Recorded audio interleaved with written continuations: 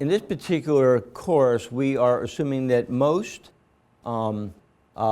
people viewing the course have had some experience getting ready to take their licensing exam.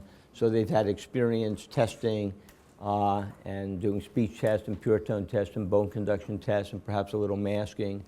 So we're not going to spend a lot of time in this particular DVD course on that. For those of you viewing the DVDs, if you feel that you need a lot of work in that area, then I would suggest that you refer to our practical DVD set, which basically is designed for beginners, and it takes you through every single aspect of testing, masking, speech testing, impression, servicing, and everything that you'll be doing day in and day out in a hearing aid practice or a hearing dispensing practice.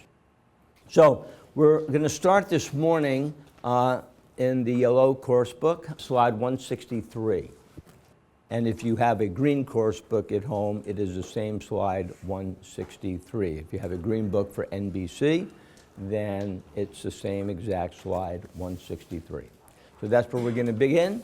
I want to familiarize you with a term called suprathreshold testing.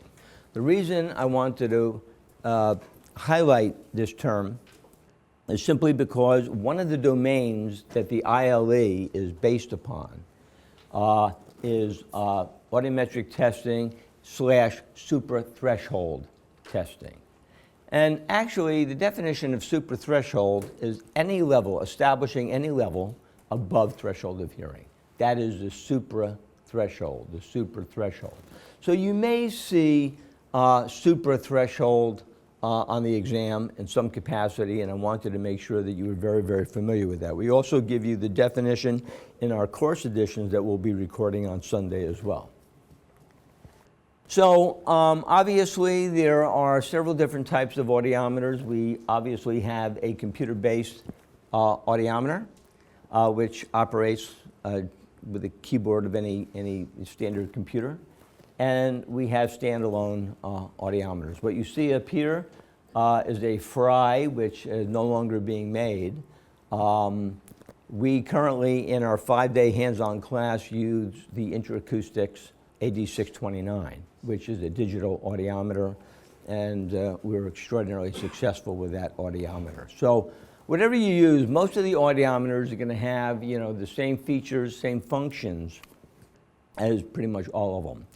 And so it's incumbent upon you to be absolutely familiar with the parts of each and every audiometer. And so again, in this particular course, we don't list what those parts out. That is in the practical, but let's have a basic conversation about it. There are certain major areas of an audiometer. Number one, we have the circumaural headsets, or we have the ER3 insert phones.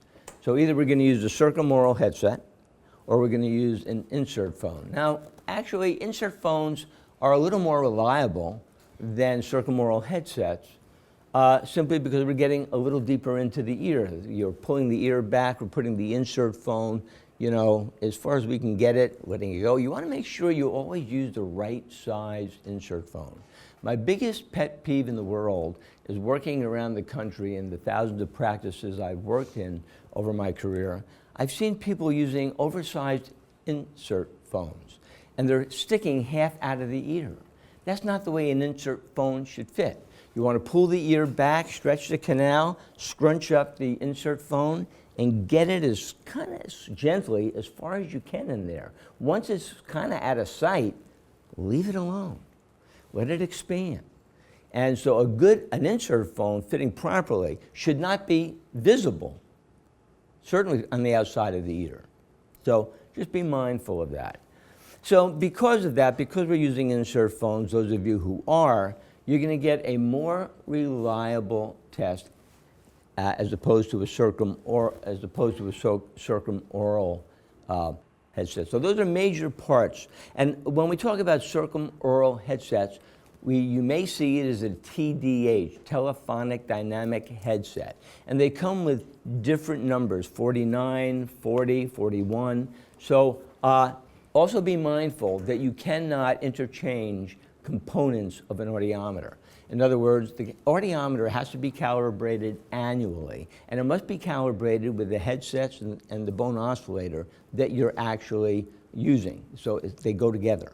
So in an emergency, you can take one from the other, but know that it probably won't be in calibration because they have to be calibrated together. So those are a couple major parts right there. And what about the tone presenter? Everybody have a tone presenter on an audiometer, right? So we have to know what we call it. It's a tone presenter or a tone interrupter, if you will. And we generally could have a pulse tone, we could have a single tone, we could have a flat tone. So different types of stimulus, but you could either pulse it could be a steady tone. So be mindful of that. The attenuator controls, or HTL controls, they're not volume controls, they're not really dials. They're, HTL controls. Let's call things what they should be called. Now, in your particular case, in Florida, you're not going to be taking a practical exam, but in most every other state, you are required to take a practical examination. And you want to be sure that when an examiner would ask you, or you see a written question as to what a certain component on the audiometer may be, you want to make sure that you represent it correctly. So nomenclature is, in my view, really very important. And then you have test function indicators. This is going to enable you to present tone, to present speech, to present masking. And so these are function indicators. And so you want to make sure that you're very, very familiar with the function indicators. Some audiometers are a true two-channel. Others, you have to kind of switch around a little from one channel to the next. So be mindful of that, because it's vitally important that when we do our speech testing, as you'll hear from Leanne in a little while, you always want to make sure that you do discrim right, discrim left, and always discrim binaural. You'll see as we go through the class over the next 2 days that many of our audiograms will not have binaural scores. That's by design, because for educational purposes, we want to be able to hear from you whether you understand why things are what they are. So some will have binaural scores and some won't, but in your particular case, in your practice, when you take an exam, you always want to establish binaural speech scores. Microphones, you could have a CD, you could have a WAV file for speech. So, audiometers have great, a lot of capabilities. And it's incumbent upon you to make sure that you go back to your offices, look at an audiometer, identify it, and make sure you spell it right. Okay, so enough about that. And I guess we did actually talk about ER3 insert phones or circumaural headsets, also sometimes referred to as telephonic dynamic headsets, TDH.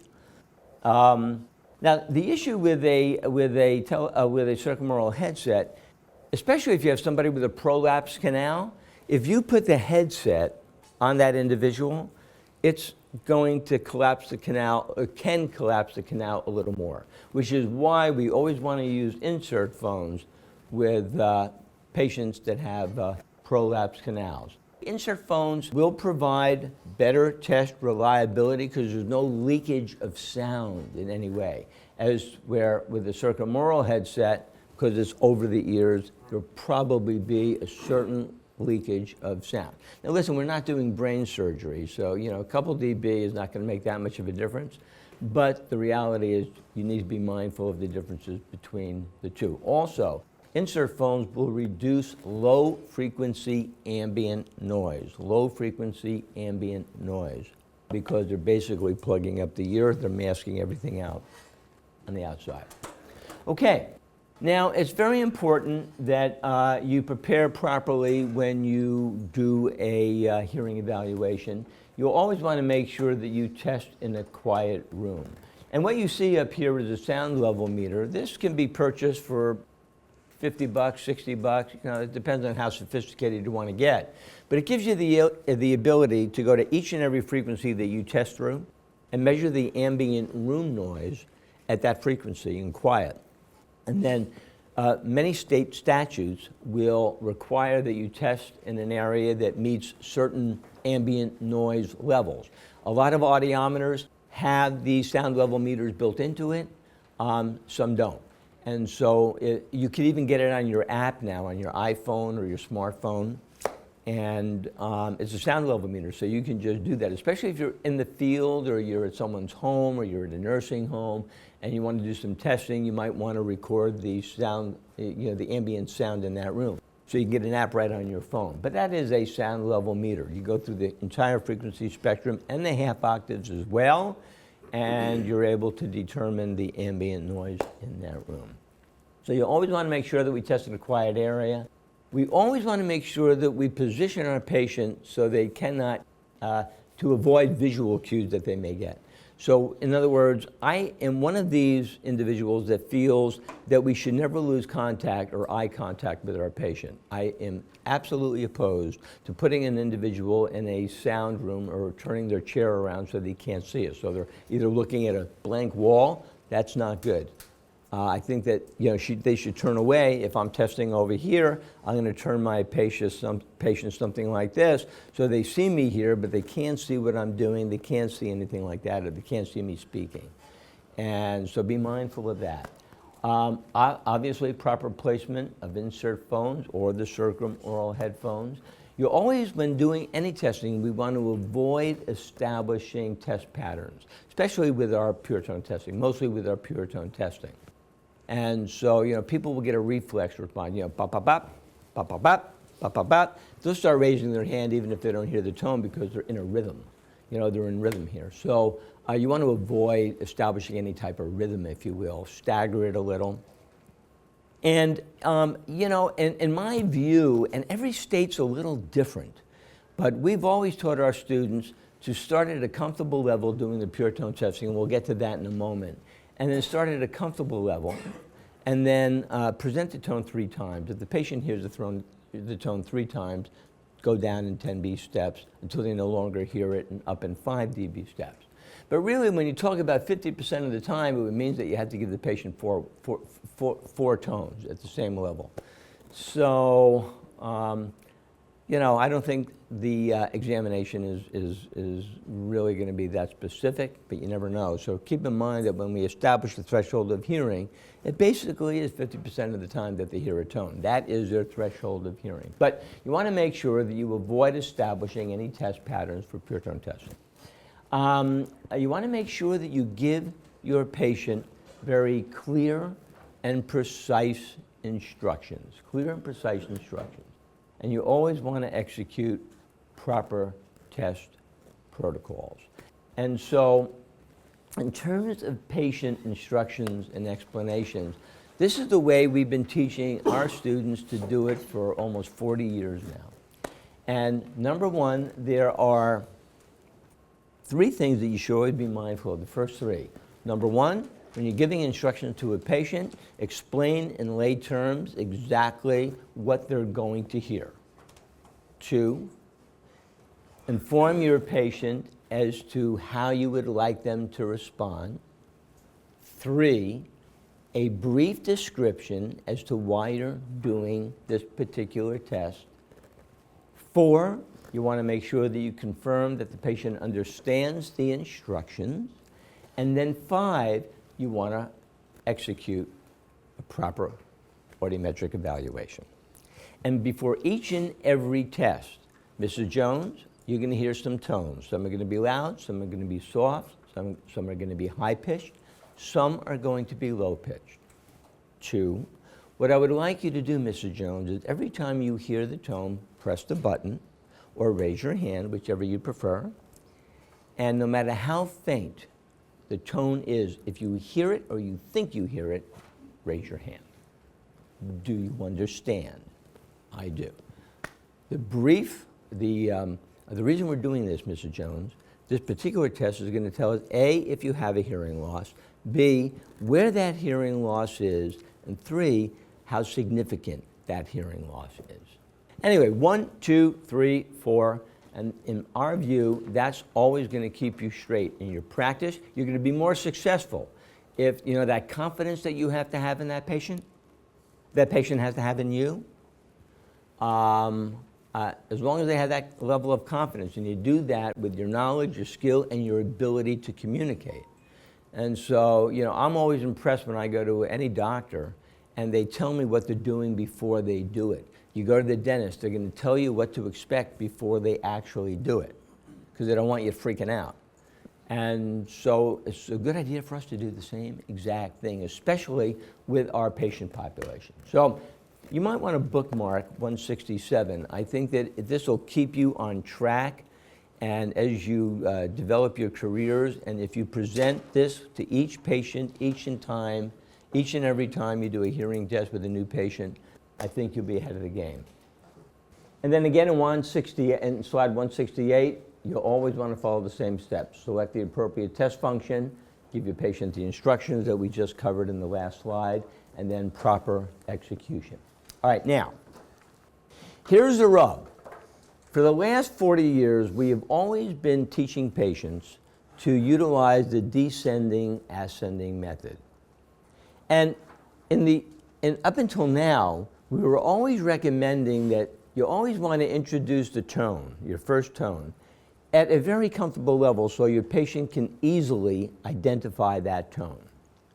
So for all time, we were teaching patients, our students, to basically just start at about a 60 or 70 dB intensity level. Most people at 1,000 hertz are going to hear there. And then if they hear the tone, then you go down from there. However, we're going to alter that just a little. So we're going to say, set the attenuator to an easy-to-hear intensity level, which, based upon your interview with that patient, you're going to have a good idea where they stand in terms of hearing loss. So either you can start at 20 to 30 dB or even 40 to 50 dB. So you don't have to go all the way up to 60 or 70. Now, if you have a person that can't communicate with you in the patient case history simply because they can't hear you, then obviously you're going to start at a much higher level. So you always want to start at a very comfortable level above their threshold, where you estimate their threshold hearing would be, way above that, so the tone is easily heard. So we're not necessarily saying anymore that you have to start at 70, that's a good starting point. So, a nice comfortable level above where you think the threshold of hearing is at that frequency, and you'll know through the case history, you'll have a fairly good idea. And, but when in doubt, start at 50, it can never hurt you. But on the exam and in other states and practical exams, different states have different requirements, and we'll get to that in a moment. But nevertheless, we've always taught start at a very comfortable level, present the tone 4 times. They get 50% right. If they hear the tone, go down in 10 dB steps. They hear the tone, go down in another 10 dB steps, till they no longer hear the tone, up in 5 dB increments until they're able to hear the tone 50% of the time. That would be, you would have established their threshold. But you might want to bracket and check it again. So at that point, go down 10, up 5, and up 5. So you want to bracket and make sure several times that you're getting the same result. So remember we talked about people that want to fake a hearing loss? Well, the reality is that if you do this type of technique, it's very unlikely that they're going to be able to fudge it. So you'll know if they're faking a hearing loss, but you're not going to see a lot of that. And so that's exactly what slide 169 says. So now I want to talk to you, with a show of hands, how many of you are using the descending-ascending method? Raise your hand if you are. Yeah, that's how most of us have been taught. Now, but there's another method, which is known as the ascending-descending method. And there are states, one comes to mind, I believe Iowa, and there are a few other states that come to mind that are now requiring using the ascending-descending method. And in fact, I think you'll find in the distance learning program, or the new one anyway coming out, I wouldn't be surprised if it's mentioned in that course as well. In my research, I found different ways to do the ascending-descending method, and to this moment, I still don't know. You talk to one educator, they say do it like this. You talk to another one, they say do it like this. So, but essentially, with the ascending-descending scale, you're going to begin testing each frequency below or at the estimated threshold until the patient hears the tone or the speech signal. Now, we're not talking about speech, we're talking about pure tone. So based upon your opinion, just starting a test, and if you're using the ascending-descending method, then essentially you're going to start just about 10 or 15 dB, or maybe 20 dB, above where you think their threshold of hearing would be at that frequency. And then at that point, then you go down 10, down 10, up 5, until they get the tone 50% of the time. Now, with speech testing and establishing your SRTs, and again, Leanne will get to that in a little while, but for SRT, then you already have a pure tone average, a PTA. So then if that's the case for speech, if you know that the PTA in the pure tone audiogram, let's say, is 40, then you might want to start your SRTs at about 55 or 60. About 10, 15, 20 dB above what you estimate their SRT should be based upon their pure tone average. Again, I'm not exactly sure how they're going to address questions like this on the exam, but just be familiar with both the ascending, descending, and of course the descending, ascending method. And then you bracket, always bracket. So when you think you have the threshold, go down another 10, then go up again, and this way you're double checking yourself. You're repeating it and you're double checking yourself. All right, there are two methods by which we test through all frequencies for pure tone air. And one is known as the Carhart method, and the other is known as the classic method. The Carhart method we see on the left side of this chart, and the classic method obviously on the right. So we know that 1,000, let's talk about the Carhart method. This is how I learned. I'm a second generation hearing aid specialist, came into the field in '74. I worked for my father.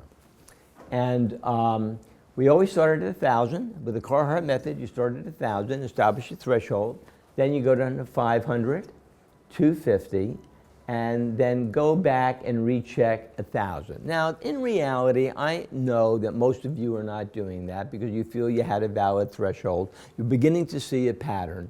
But technically, you should go back and recheck 1,000 hertz just to make sure that your patient is giving you accurate information. Once you establish that, then we do now recommend that you test through all the half octaves for the most part. 1,500 hertz, establish your threshold. 2,000, 3,000 is darkened because I personally feel that's a very pivotal frequency. If someone is normal out to 3K, obviously you know that either they're coming in motivated or you're going to have to do quite a bit to get them motivated. Because if they're normal out to 3,000 hertz, in all probability they're not seeing a tremendous need.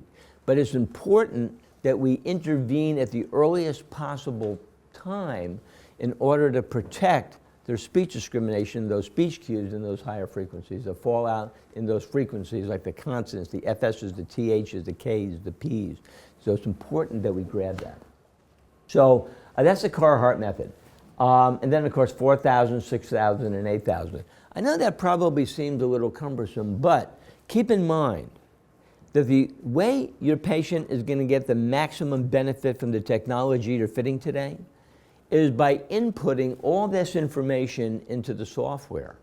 And then when you do that, along with the discrete UCLs, which we'll be talking about shortly, when you do that, then it's going to give you, based on a prescriptive formula that we'll be talking about also, a target gain for programming. And so the more information, the better your patient's going to do. Guaranteed. The fewer times you're going to come back for adjustments. So that's the Carhart method. Show of hands, how many of you are using Carhart? And how many of you are using the classic? The classic starts at 1,000, it goes to the highs and then goes down. Yeah, either one is very, very acceptable. Either one is very acceptable. So just be mindful of that. Okay, let's talk about discrete UCLs. And I want absolute honesty here. I'm just trying to get a measure here from all of you. How many of you currently are doing discrete UCLs? Hold your hand up very high. about maybe a third of the room. And you know, years ago, 20, 30 years ago, discrete UCLs, in my view, would not be all that necessary because we didn't have technology that would benefit from that information necessarily in terms of discrete UCLs, but now we do. And so discrete UCLs are really easy. Right after you do your pure tone testing, pure tone air in right and left ear, go back to the right ear. You're always going to start on the better ear first, or the right ear. Go back and start maybe at 30 or 40 dB above 30 dB above threshold at that frequency, and just continuously present the tone. Beep, beep, beep, beep, beep, beep, beep, beep, beep, beep, beep, beep. Patient said it's too loud. Boom, that's the point. That is your discrete UCL. In this case, at 1,000 hertz, right ear, it was 100 dB. Now you go down to 500, or you go up, however you want to do it. Start at a comfortable level, you know, maybe 20 dB, 30 dB above the threshold of hearing. Ba, ba, ba, ba, ba, ba, ba, ba, ba, ba, ba. When you reach your UCL, put either an R or an L, depending on which ear you're testing. And you do that, we recommend between 250 and 4,000 hertz. Now, you can go beyond that, you can go beneath that, but you know, we do recommend at least 250 to 4,000 hertz. And so now, instead of establishing a speech UCL, whereby you just are speaking to the person, 1, 2, how are you, 3, 4, 5, 6, boop, up too loud. Now what we're doing is we're establishing the uncomfortable levels at each and every specific frequency. Now you'll see when we have that information and we input it into our programming software, the prescriptive formula will take that into account, and it will spit out an automatic prescription for you that will be mindful that at each and every frequency, this device will never exceed that person's uncomfortable level at that frequency. So that's why we absolutely recommend that you do discrete UCLs on each and every single patient. All right, so let's take a look at the slide 173 and take a look at the audiogram. Do we have a normal right ear, yes or no? Everyone? Yes. Of course we have a normal right ear. And do we have a hearing loss in the left ear? Yes. Do we have an idea what type of loss this is yet, yes or no? No. You see any bone testing? No. So therefore we don't really know what type of loss it is. We know we have a hearing loss. And what do we call a hearing loss like this? With one ear? A unilateral loss. Do we call it a monaural loss? It's not a monaural loss. We do a monaural fitting to a unilateral loss. So this is a unilateral loss. Now here, do we have a loss in both ears? Yes or no? Yes. We do, absolutely. Is one substantially poorer than the other ear? Yes or no? Yes. Is one ear more than 15 dB in the core frequencies, more than 15 dB difference between the poorer and the better? Yes or no? Yes. Therefore, we have a asymmetrical hearing loss. Now, you can refer to it as a bilateral asymmetrical hearing loss if you wish, but it is an asymmetrical hearing loss. The moment you say asymmetrical, it means that you've got a loss in both ears. Now, you may have just asymmetry at maybe 1 or 2 frequencies. Let's say the low frequencies here were within 10 or 15 dB of each other. That would not be asymmetrical. But if you had more of a difference in the high frequencies, so this audiogram has some asymmetry under those circumstances. So you could just have 1 or 2 frequencies that would be asymmetrical.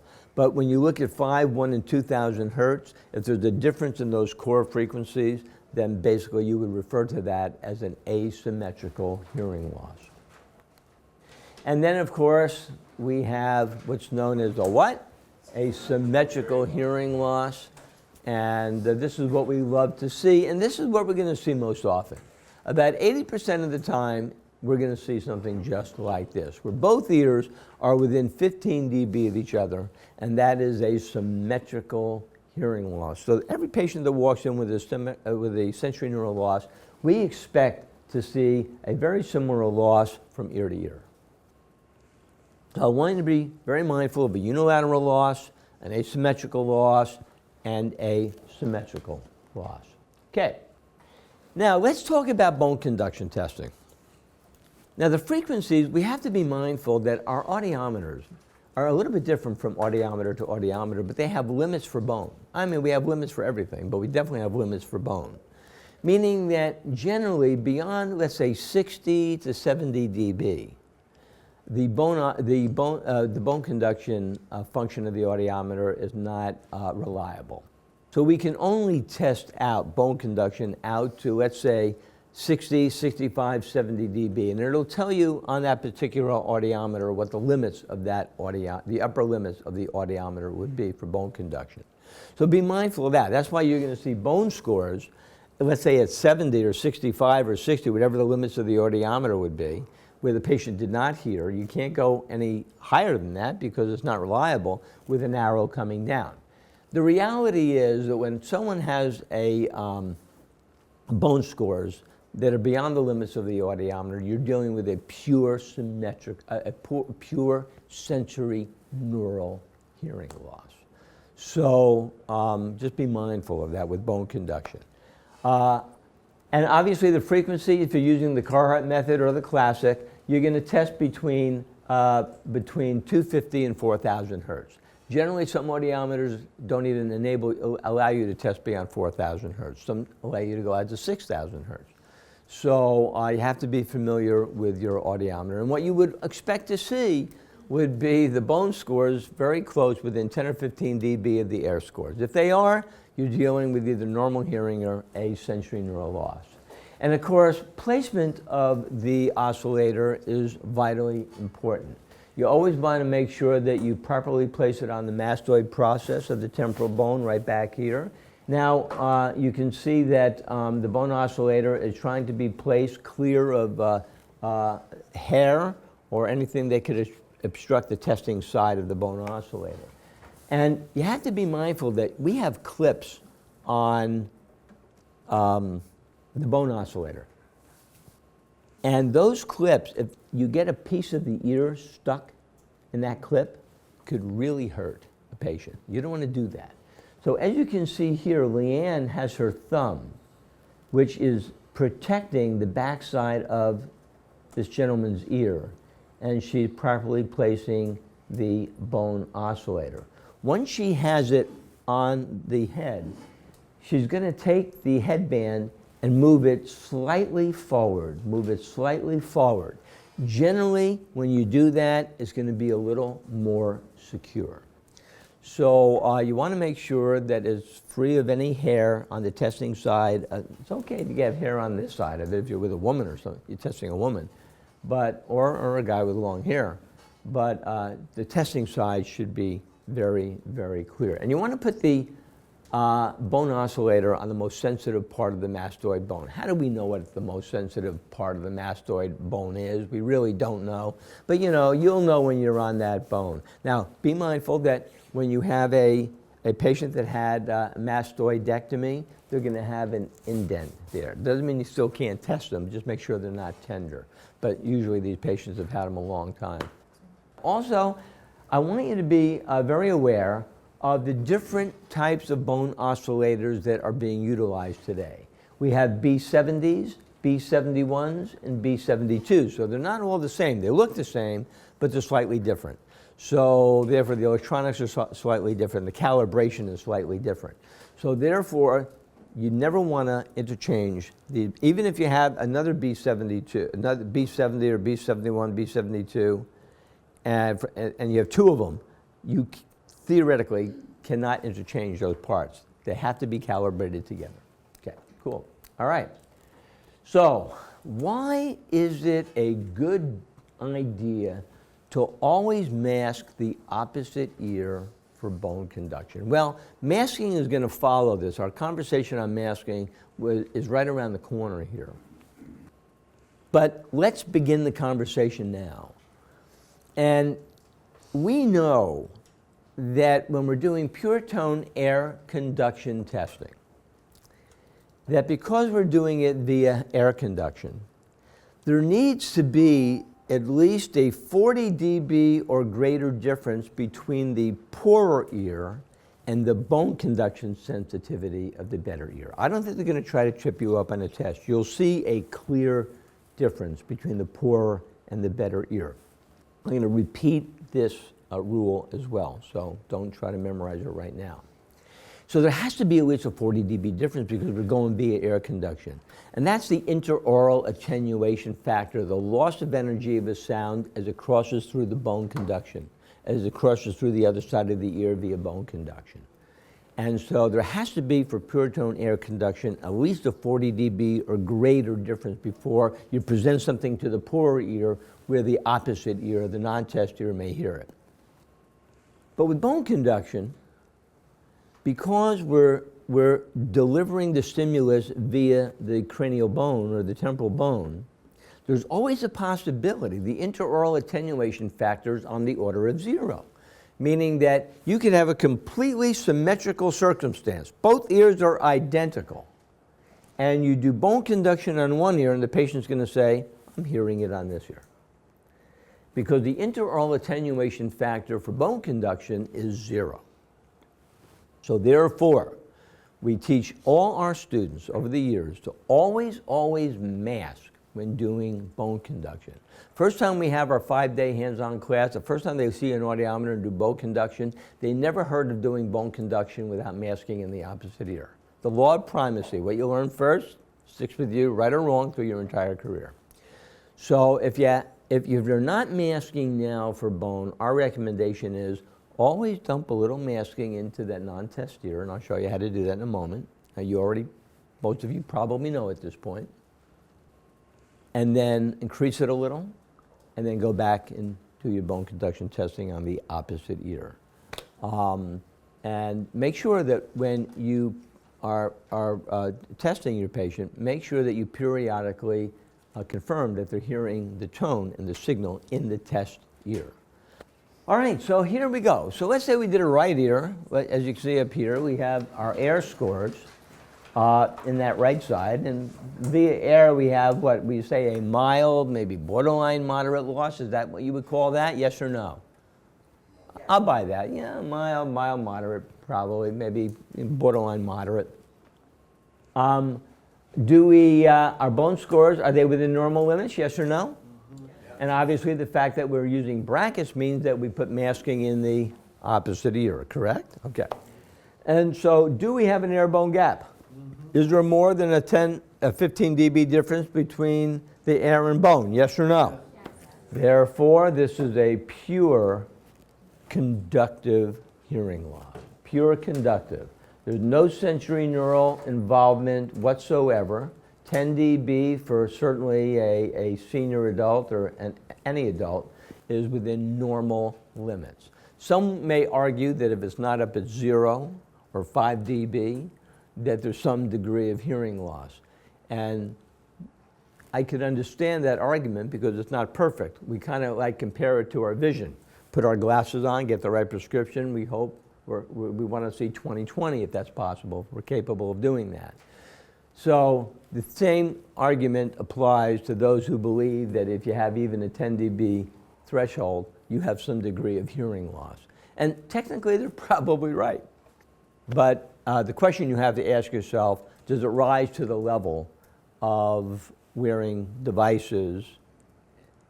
And that's a question that you have to determine. In my particular case, I would not fit somebody that had thresholds that fell within normal limits unless they attended lectures, they were having perceived difficulties, they wanted a little boost, they played bridge, whatever it is. And then on the purchase agreement, I'm going to make sure that I write and the patient is aware that they were informed that their levels fall within normal limits.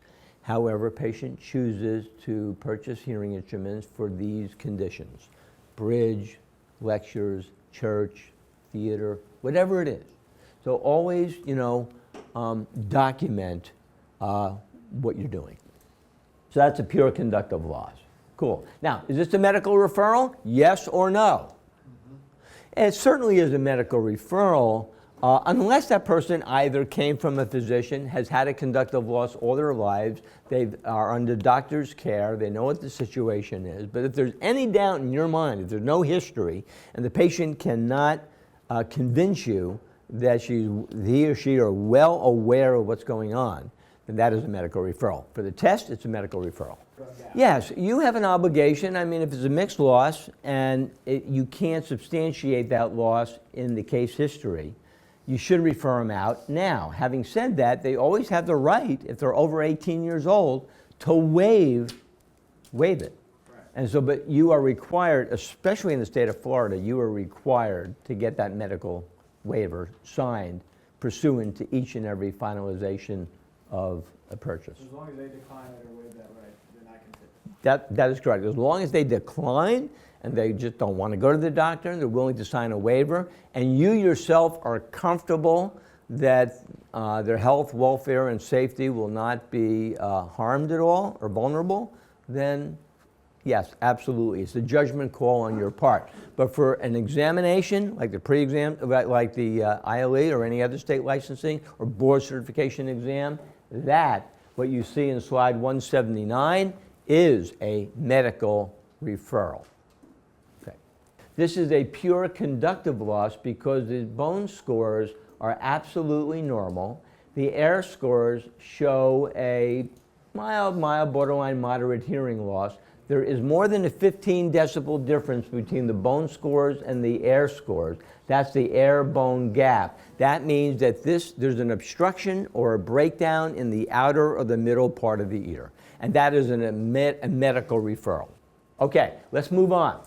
So now, talking about Hunter, talking about mixed hearing loss, here you can see in slide 180, we have a beautiful illustration of a mixed hearing loss. Here we can see that the air scores are now showing a moderate to severe hearing loss in the left ear. Everybody agree with that, yes or no? Yes. Yes. And do we have some sensory neural involvement via the bone scores, yes or no? Yes. So therefore, the sensory neural component of this audiogram would be the difference between the bone score and normal hearing. We refer to that as the sensory neural component of the mixed hearing loss. The air-bone gap we refer to as the what? Conductive component.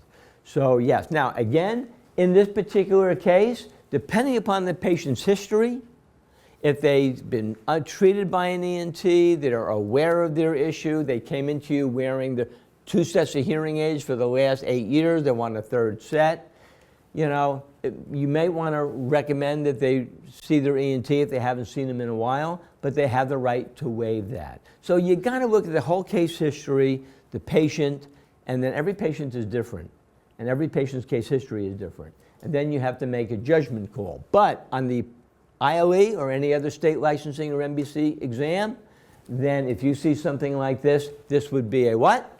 Medical referral. Beautiful. Okay, cool. So at the end of the day, when we just look at a pure tone air or pure tone bone conduction audiogram, the information that we can get from just pure tone air and bone is enormous. Number one, we can determine the configuration of the hearing loss. Number two, we can determine the severity of the hearing loss.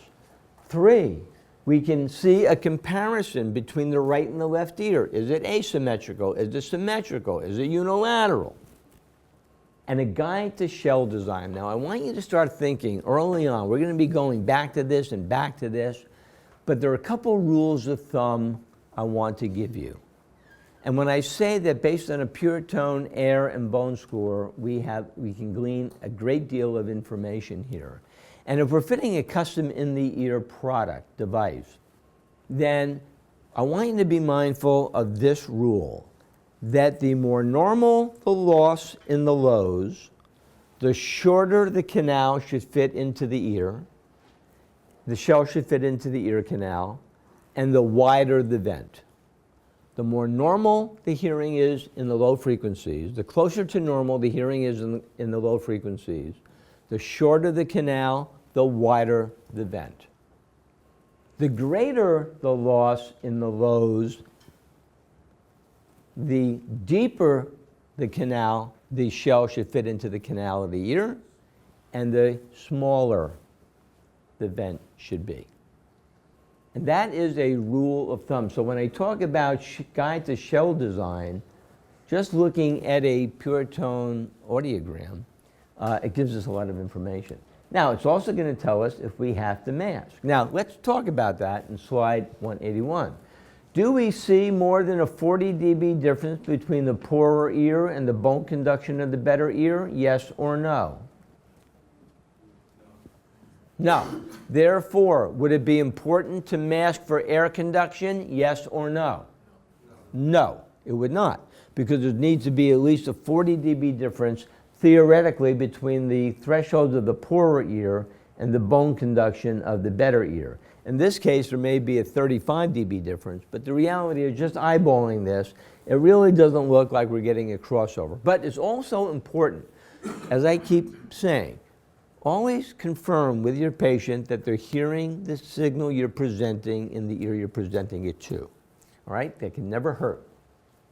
And then also, based upon the pure tone air and bone scores, it will give us expectations for the other tests that we're going to be doing, namely speech testing as well. So we can glean a lot. Now, when you look at this audiogram, are we able to compute a pure tone average in both ears? Yes or no?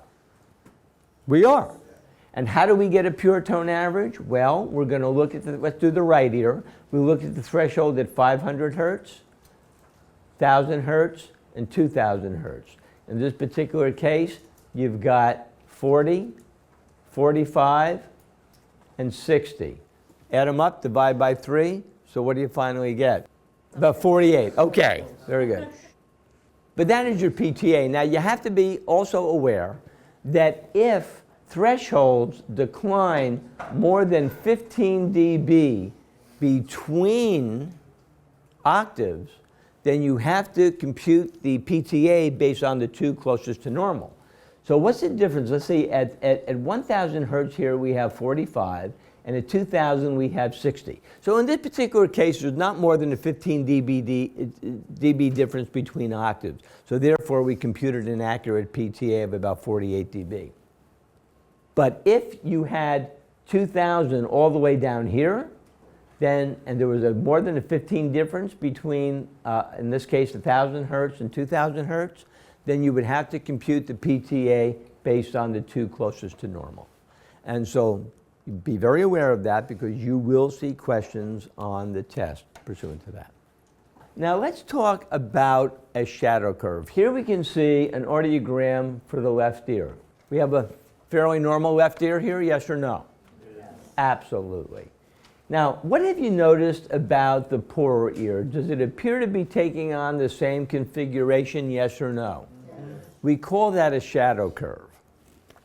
Is there 40 dB or greater difference between the poorer ear or the better ear, yes or no? Yes. Therefore, if we're not masking, we're presenting the tone to the poorer ear, is there a possibility at each and every frequency that it may cross over, yes or no? Yes. The answer is absolutely yes. And so when we see a shadow curve, it's kind of telling us that we tested that poorer ear. We always test the better ear first. In this case, the patient told us the better ear is the left ear. We tested that first. And so that being the case, I probably would start masking immediately. You know, I do one frequency, and if I saw there was a 40 dB difference, I'm going to be prepared to mask, and I'm not going to bother doing it without masking. I'm just going to automatically mask. And but in this case, this is a shadow curve. So we're going to have to mask, because the intraoral attenuation factor is 40 dB or greater than the better ear. So let's go to the next slide. Intraoral attenuation, by definition, is a reduction in sound energy of a signal as it is transmitted by bone conduction from one side of the head to the opposite ear. We talked about that. So therefore, for air conduction, like we said, there has to be at least a 40 dB difference. And with bone conduction, it can cross over at any time. So the intraoral attenuation factor is on the order of 0. And there are some who would suggest that you could even get a crossover at 35 dB. And that may be possible. So if you're ever in doubt, and you know your patient's not hearing it in the ear you're presenting the tone to, you could mask. And obviously with insert phones, because we're using insert phones and getting them in as far into the ear as we possibly can, then all levels are increased slightly. Everything's going to be a little bit higher. So the crossover is going to be much higher too. But I still want you to use the 40 dB rule. Anytime you see, whether you're using insert phones or you're using circumaural headsets, there's a 40 dB difference between the poorer ear and the better ear, you will mask. Okay, so what is the rule for masking as we look at slide 184? So what is the rule for masking? The non-test ear, which in this case would be the left ear, should be masked when the poorer ear, the test ear, displays thresholds 40 dB or greater than the bone conduction sensitivity of the better ear. That is the rule for masking for air conduction. Anytime the poorer ear exhibits thresholds 40 dB or greater, difference between the poorer ear and the bone conduction of the better ear, then we mask.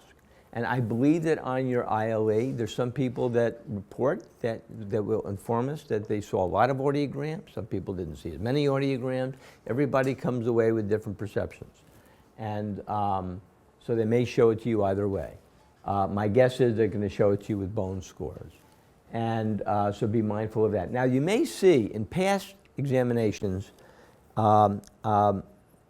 they would show you a formula, I believe, or in other, in the distance learning program or other textbooks, B plus 40. And that is kind of a formula for this rule right here.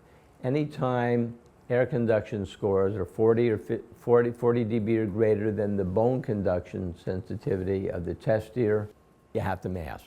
So you may see it as B test plus 40. Let's say, for example, let's say the high frequencies, you have a reverse slope in the right ear, and the thresholds come all the way up here.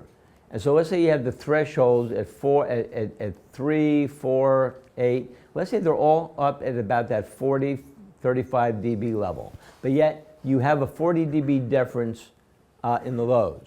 Do you have to mask those highs? No. You only have to mask those frequencies that exhibit a 40 dB or greater difference. So therefore, in that case, if the high frequencies were up here, you would only have to mask the low frequencies. Now we use different types of masking noises. And so in slide 185, the most popular type of masking noise we're using is some sort of white noise. And then we have broadband noise or speech-shaped noise. And then we have what's most desirable is narrow band masking, which is centered around the test frequency. So when you put your audiometer at 1,000, the masking side in the non-test ear is going to be centered around 1,000. When you go up to 2,000, go down to 500. So narrow band masking is really the most efficient and the most desirable and most comfortable to a patient. So preferably you always want to do narrow band masking if you have that capability. And all your audiometers today, certainly the newer ones, all have narrow band capability. And most of the old ones do as well. Now, so white noise by definition is broadband noise having similar energy at all frequencies. Just like we said. Whereas pink noise, you may see definitions for pink noise or hear about pink noise. Pink noise by definition is a random noise with equal energy per octave. This has to do with loudness contour levels. And so pink noise by definition is random noise with equal energy per octave. Therefore, pink noise has more low frequency components and sounds a little less hissy than white noise would be. Now, your masking features on your technology and your devices generally are going to give you an option for pink noise. So pink noise would be most desirable, I believe, when engaging the tinnitus management features on your devices in your programming. So I just wanted to give you just a basic understanding of the different noises that we use, but for masking, we're always going to recommend, if you have the capability, to use narrow band masking, which is white noise, but at restricted bandwidth, and it's the most desirable. So now, ER3 insert phones. Intraoral attenuation levels and test reliability increase with the use of ER3 insert phones. Just be aware of that. And also by using insert phones, we reduce the probability of any error. And it also, by using insert phones, permits us to test in areas that have greater ambient noise, especially in those low frequencies. But by using insert phones, we're kind of masking that noise out because we're sealing the ear canal, basically. So that's why it's most reliable. And better attenuation of low frequencies for ambient noise is what I just basically told you. So we always, when we mask, we always look to achieve a level of effective masking. We don't want too much. If we overmask, it's going to contaminate the test on the test ear. If we undermask, not enough masking, it may still cross over. So therefore, we aim to achieve a level of effective masking, just enough to prevent a crossover. Not too much noise, not overmask, that's going to contaminate the test on the test ear. Or if we undermask, there still may be a crossover. So therefore, we aim to achieve a level of effective masking. Now, I want to take you back to how we used to teach our students routinely, and then I'm going to show you what we are now recommending moving forward. And in practice, you can still do it depending upon your comfort level. You can still use the older method that we were teaching, but a better way to do this is with the plateau method, and I'll get to that in the next slide. But generally, what we used to teach our students is that at each frequency, what you want to do is you want to turn the masking control, the masking noise, start at 0 to where they just hear the masking noise. That essentially would be the threshold of hearing at that frequency. Now, if you're using a clinical diagnostic audiometer and at 1,000 hertz, you're at 10 dB, then you want to turn the masking control to 10 dB. Then to that level, we've always recommended putting a correction factor in to prevent a crossover of about 15 to 20 dB. Now I'm going to give you some other methods that I want you to be aware of, and we'll talk about that in a moment. Okay, and this is in the next slide, 188. So like I said before, starting from 0 dB, you want to increase the intensity of the masking noise in the non-test ear until it becomes audible, or you start at their threshold.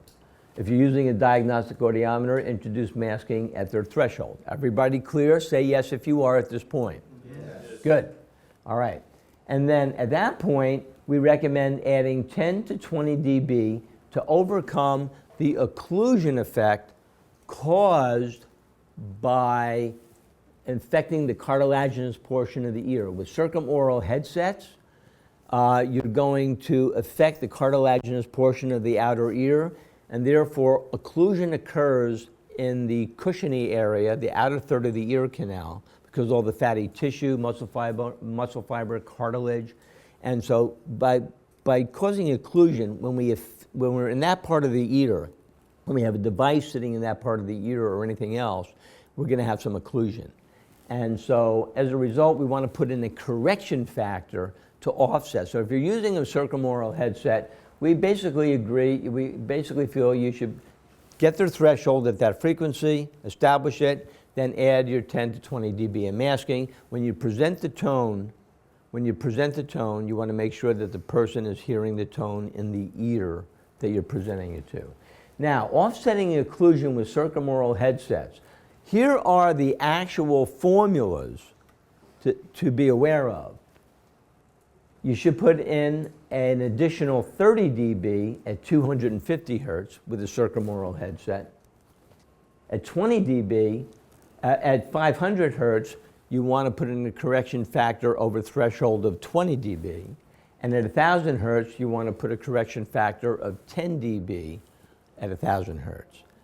The reality is, I don't know routinely whether or not professionals are following that exactly. More often, I believe that they're going to put a masking level to where they just hear it, add their 10 or 20 dB, and they go from there.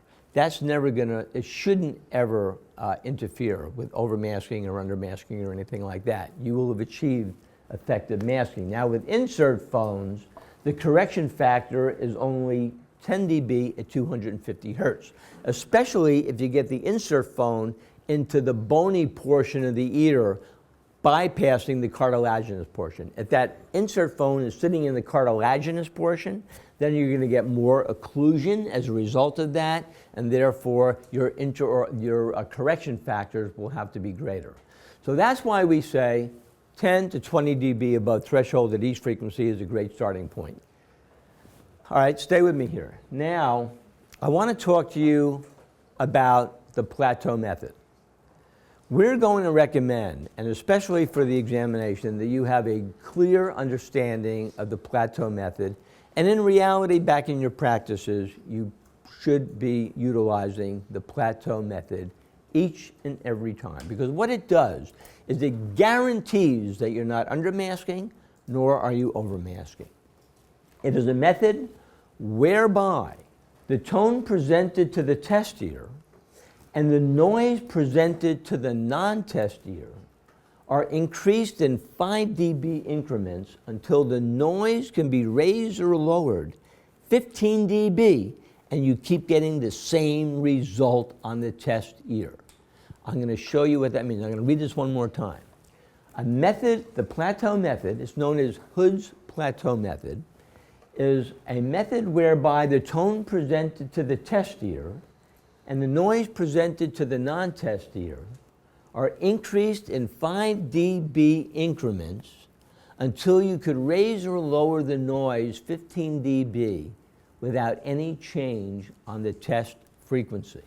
So let's take a look at slide 190. Because what you're seeing here is an illustration of the plateau method at 1,000 hertz. Did we have to mask here? Yes or no? Absolutely. Do we have a 40 dB interoral attenuation factor or greater? Yes or no?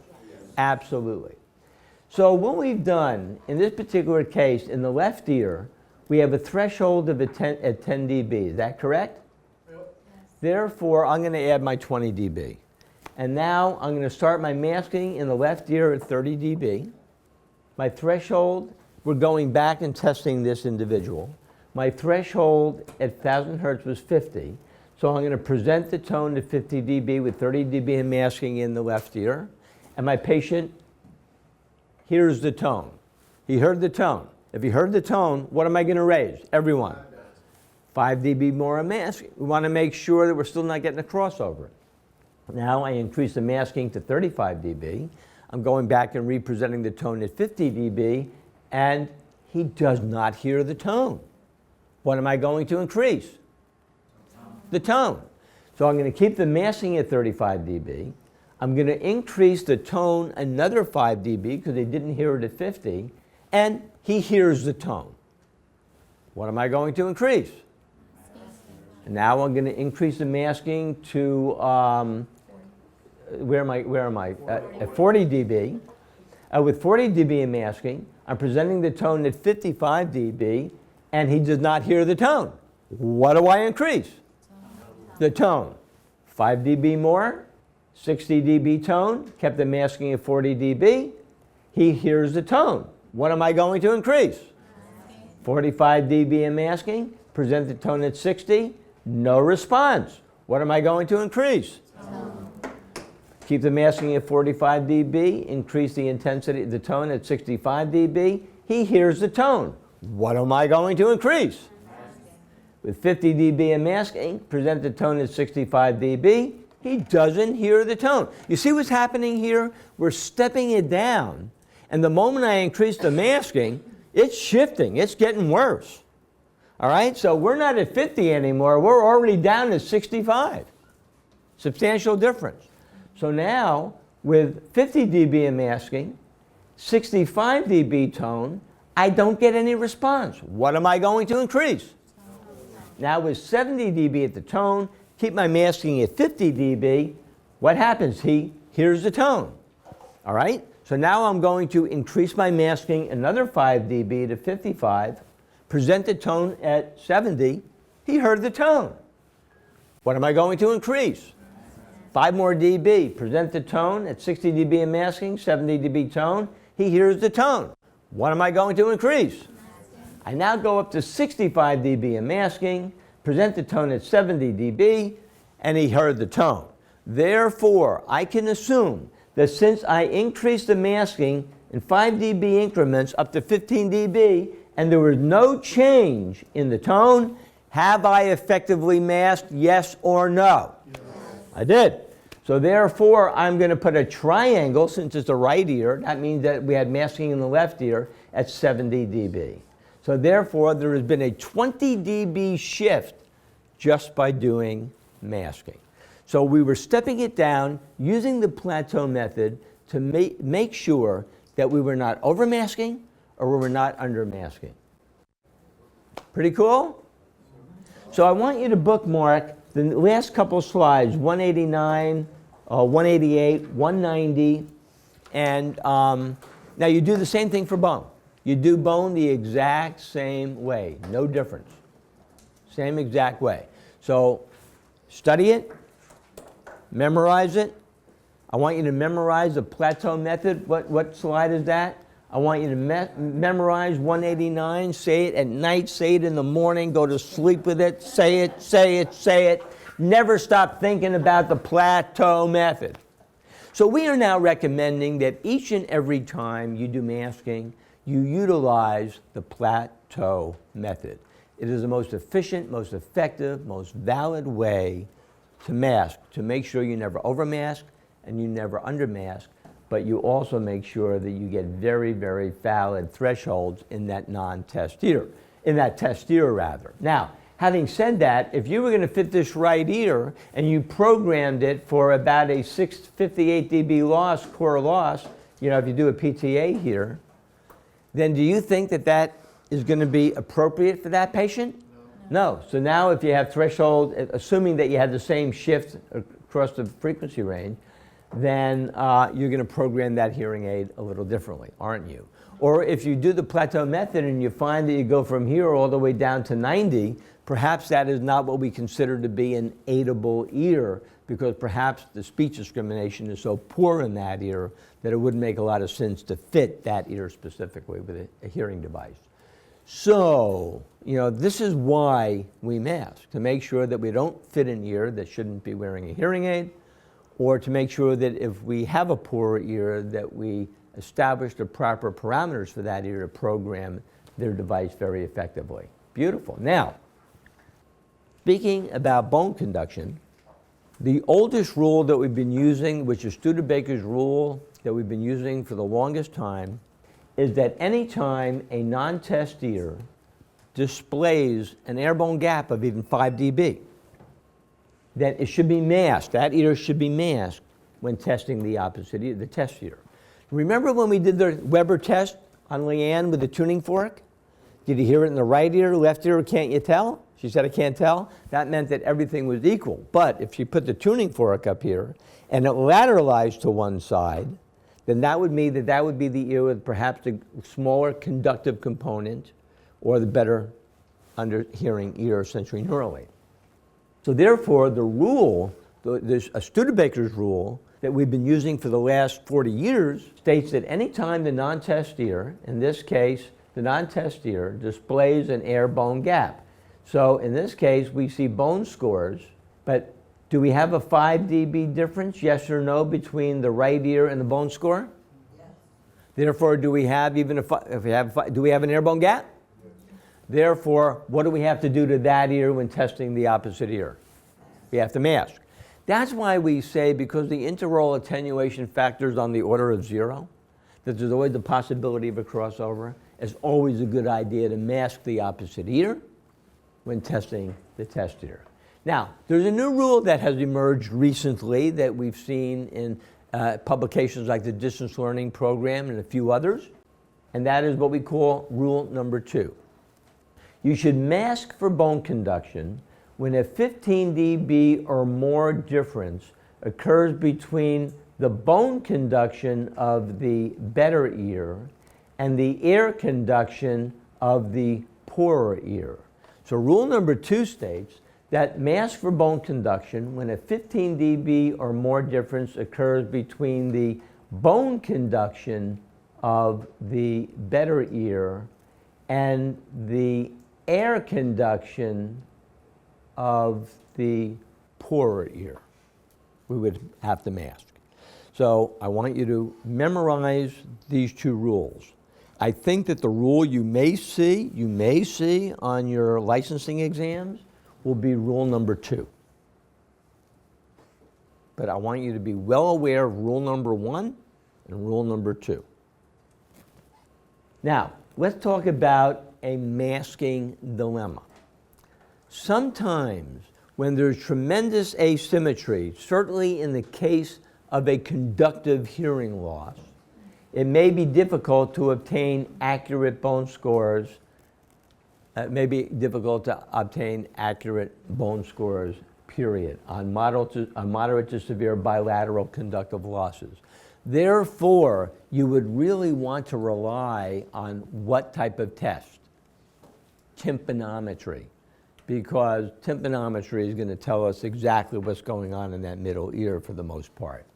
So if you have a masking dilemma because of an asymmetry in bone conduction, therefore you may not be able to achieve accurate thresholds, therefore that is a good reason to do tympanometry, and that's known as a masking dilemma.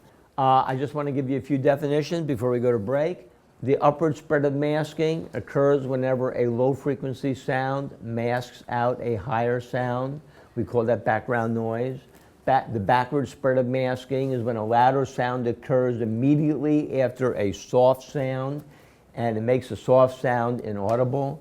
Forward masking is when one sound follows another very closely. It reduces the sensitivity of the first sound. The Lombard effect is increased volume of the voice anytime you introduce a masking noise in the better ear. And central masking occurs when noise is presented to the non-test ear. It may cause a shift in the test ear. So inherently, when we introduce masking into the non-test ear, just by introducing that masking because of the central effect, there should be a shift, which is why it's always a good idea, and we now recommend that you always do the plateau method. All right, first I want to take you back for just a moment to bone conduction audiometry. I want to be certain that everyone is aware that in the United States, we utilize what is called relative bone conduction audiometry, meaning that when we test the test ear, the ear that the bone oscillator is behind, that ear is unoccluded. In Europe, they use absolute bone conduction where they do occlude the test ear, so I want you to be aware that here we use relative bone conduction, and all of our equipment and our bone oscillators are calibrated for relative bone conduction in the US. All right, now we've completed the first half of our complete audiometric evaluation. We've done air conduction, we've done bone conduction with masking as indicated, and we've done discrete UCLs with pure tones.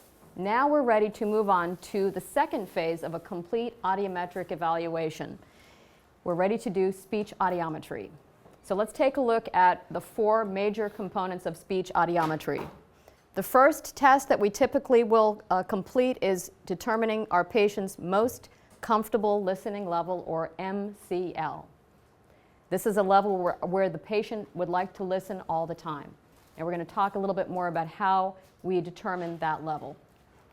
Once we've determined our most comfortable listening level, we will then move on to determine our speech reception threshold, also known as the SRT.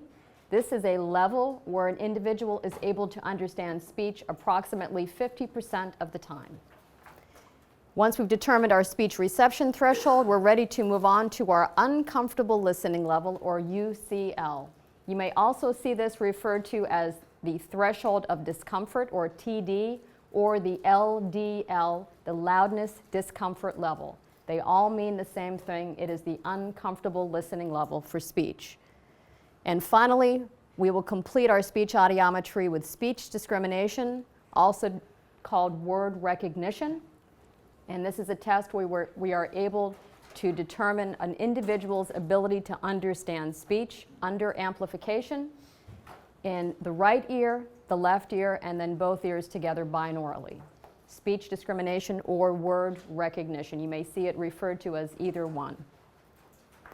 So how do we determine most comfortable listening level for speech? Well, we have a couple of options. We can either use recorded voice, recorded speech. We can use a WAV file that many newer audiometers may have that are already in the WAV files of the audiometer. Some states may require use of recorded speech. Many states will allow you to use either recorded or live speech to determine most comfortable level.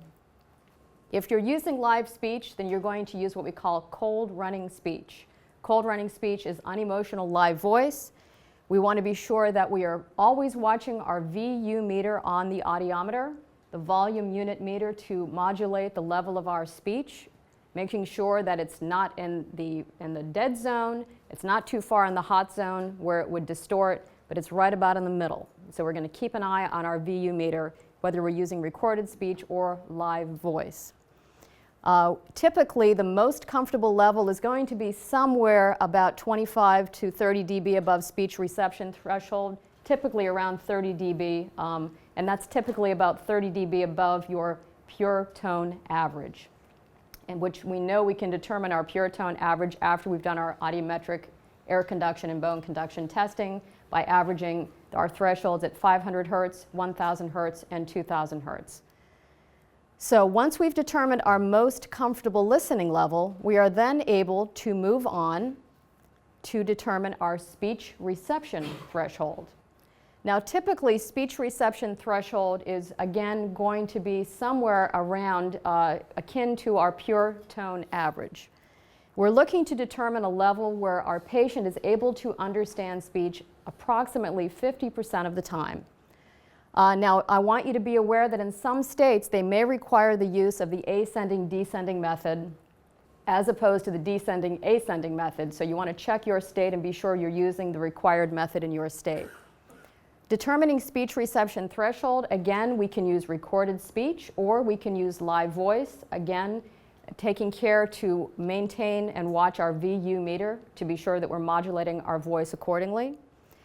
We're going to use what we call spondaic words, or SPON-Ds, for speech reception threshold. These are two-syllable words with equal emphasis on both syllables. Words like inkwell, northwest, armchair, grandson. So these are easy words to understand. And we're going to present these words at a level that we think will be easy to understand for our patient. Again, somewhere 20 to 30 dB above pure tone average. And that's going to be right around their most comfortable level. We're going to present 3 words to the patient.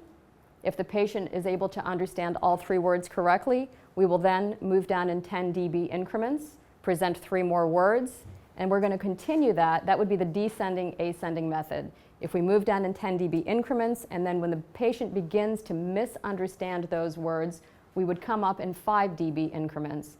We're looking to determine where they're able to understand 2 out of 3 words, or 50% of the words.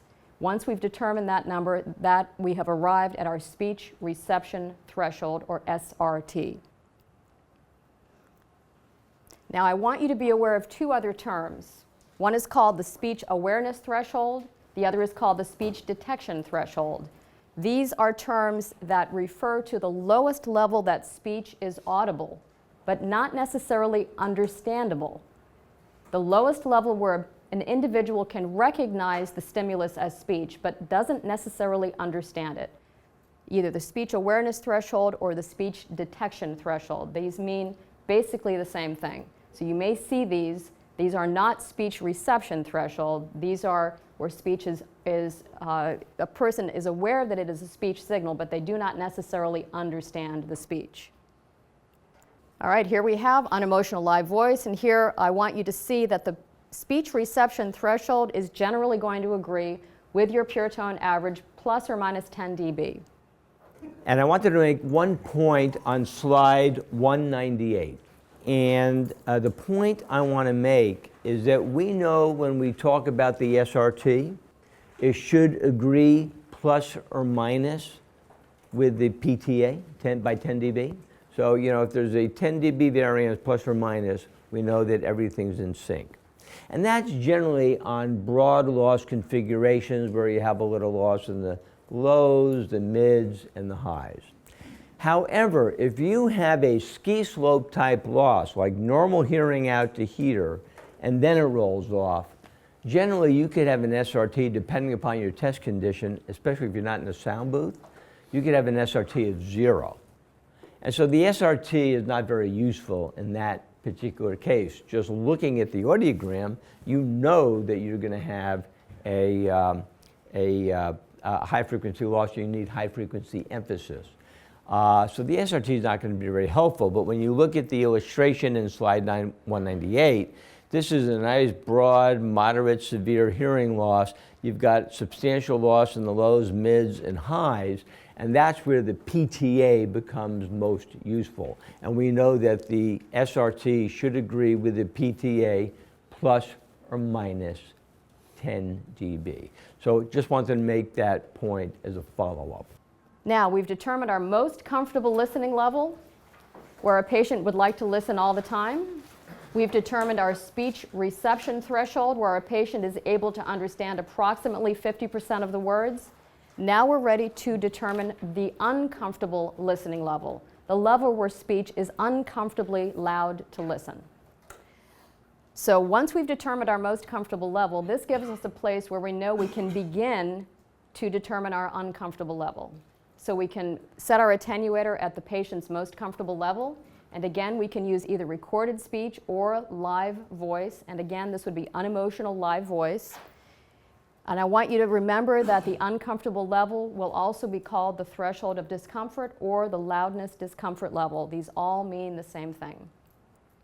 We have to be very, very careful when we are initiating the uncomfortable level for speech, because we want to determine the level that is uncomfortably loud for the patient, but we don't want to inflict pain on the patient. So we're going to begin at the most comfortable level. Again, some states may require the use of recorded speech, so check your state law and be sure if you are required to use recorded speech that you would do so. So we're going to begin at the most comfortable level, and we're going to instruct our patient that we're going to gradually increase the volume of speech. And we want them to let us know when it becomes uncomfortably loud to listen. Not painful, but uncomfortably loud. And then we're going to simply increase the attenuator in 5 dB increments until the patient indicates to us by raising their hand, pressing the patient response button, that it is uncomfortably loud to listen. The moment that happens, we will immediately return the attenuator back to the most comfortable level, making a mental note of where we were when the patient indicated that it was uncomfortably loud. So we must take great caution, great care when initiating the UCL for the patient. Be very careful, return that attenuator dial immediately back to their most comfortable level. Now we've determined most comfortable level, speech reception threshold, uncomfortable level. So if we take the uncomfortable level and we subtract the speech reception threshold, we now have determined our dynamic range for that patient, or their auditory area. Uncomfortable level minus the speech reception threshold, that is their dynamic range or their auditory area. Now, we did speak about discrete UCLs before. Very, very important when we're doing high-tech fittings, which frankly today every fitting that we do is high-tech. Discrete UCLs give us extraordinarily valuable information and help us to understand their uncomfortable level for each and every frequency. And that information is very, very valuable when we're programming hearing aids. Those of you who are programming will see on your programming screen that there is a place for you to put air conduction thresholds, and there is also a place for you to put UCLs, discrete UCLs. So that's going to give the software the information it needs in order to be certain that that patient is never over-amplified at any frequency, that they're always going to be within comfort levels. And here we have a complete audiogram. We have air conduction scores, bone conduction with masking. And here we have our discrete UCLs at the bottom. We're using an R and an L. You may see them indicated as an M. There are different notations utilized for for discrete UCLs. Now, I also want you to be aware of something called loudness growth measurements. Loudness growth measurements are very helpful, again, with high-tech fittings because it gives us a much better idea of an individual's tolerance levels. And loudness growth really has to do with a patient's perception of volume. And as you can see on our chart here, going from 250 hertz all the way up to 4,000 hertz, this is a way for our patient to describe to us the intensity of a sound using pure tones, very similar to discrete UCLs. A number 1 would indicate that the patient perceives that as a very soft sound. A number 2 is soft. A number 3 is comfortable but slightly soft. A number 4 is comfortable. A number 5 is comfortable but slightly loud. A number 6 is loud but okay. And then a number 7 is uncomfortably loud.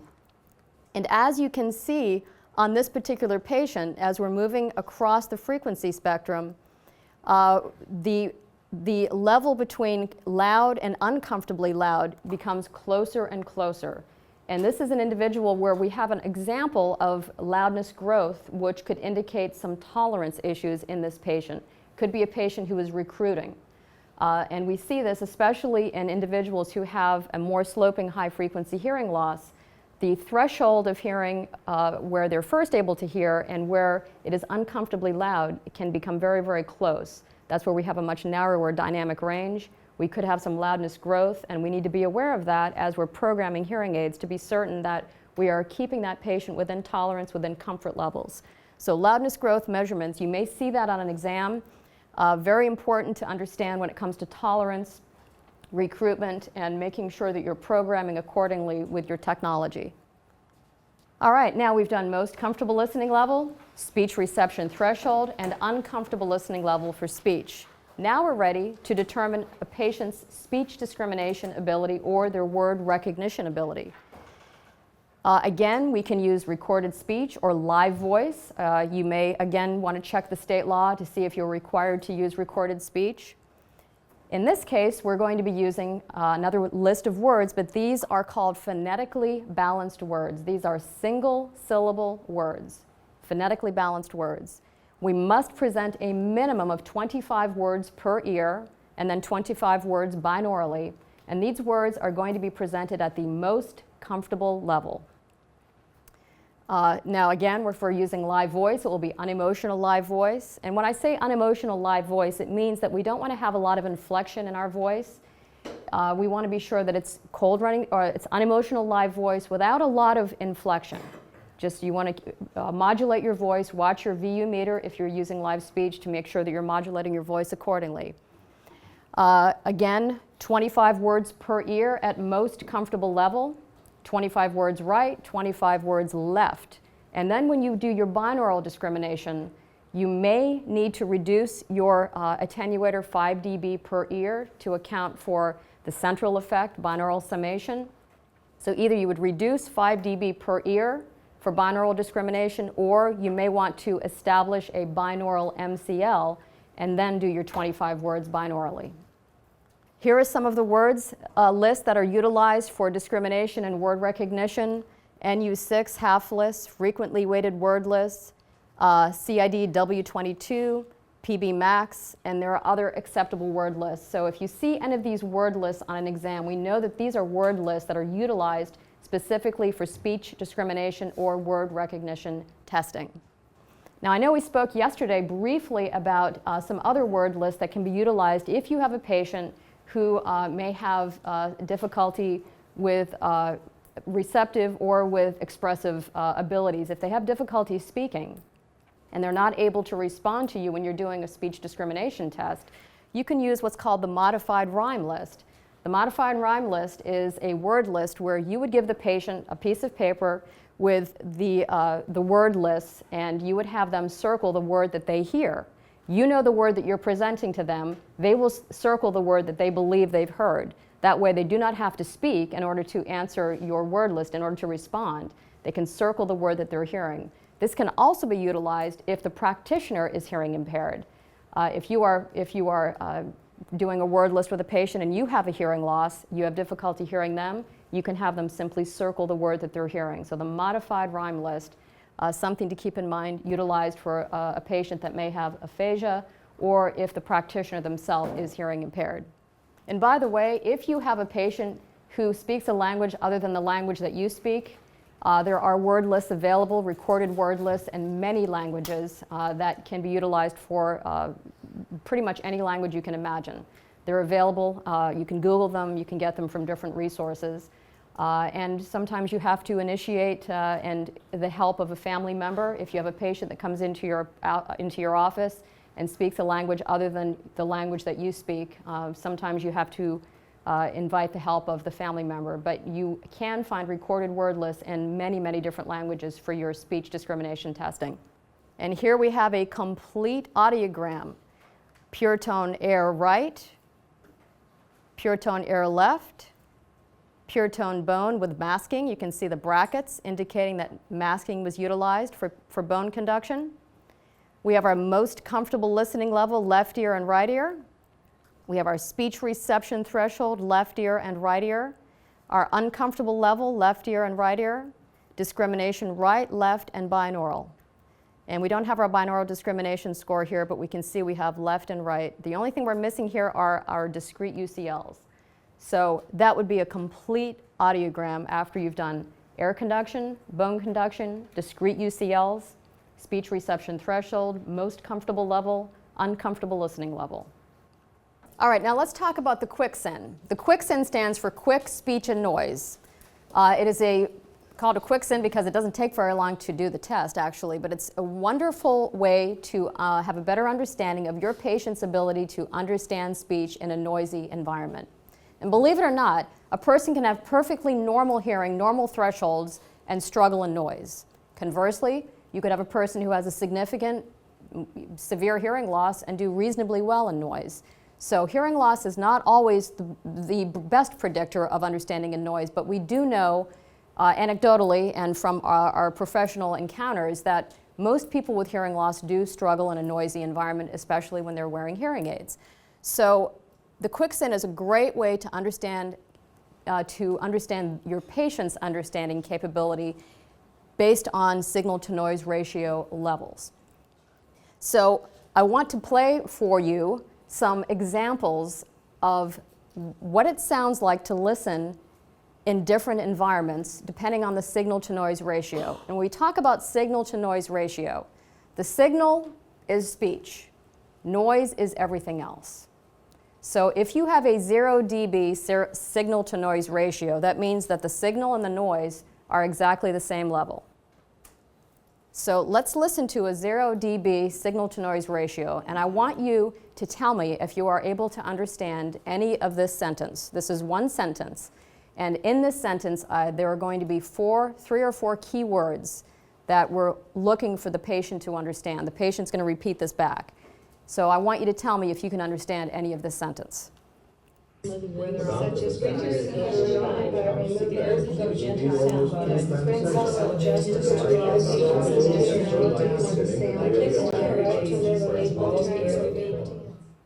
Anybody get that? Now I'm going to tell you that if you were fitting hearing aids 20 years ago, every single person you put a hearing aid on, that's what it sounded like when they went out to a restaurant. And you know what we used to tell people back then? Don't worry, you'll get used to it. That's a 0 dB signal-to-noise ratio. Signal, noise, exactly the same level. So let's listen to a 5 dB signal-to-noise ratio. This is going to be where the signal is 5 dB louder than the noise. Tell me if you can understand any of this. All the while,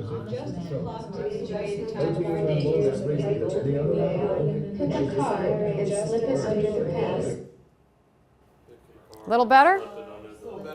Pick a card and slip it somewhere. It's hard to tell. So that was a little better. That was a little better. Let's go to a 20 dB signal to noise ratio. This is where the signal is 20 dB louder than the noise. The sink is the thing in which we pile dishes. Did we understand that? Yes. The sink is the thing in which we pile dishes. Yeah. That was a lot better. That was a lot better. Now let's go to 25 dB signal to noise ratio. Pitch the straw through the door of the stable. Did anyone not understand that? Pitch the straw through the door of the stable.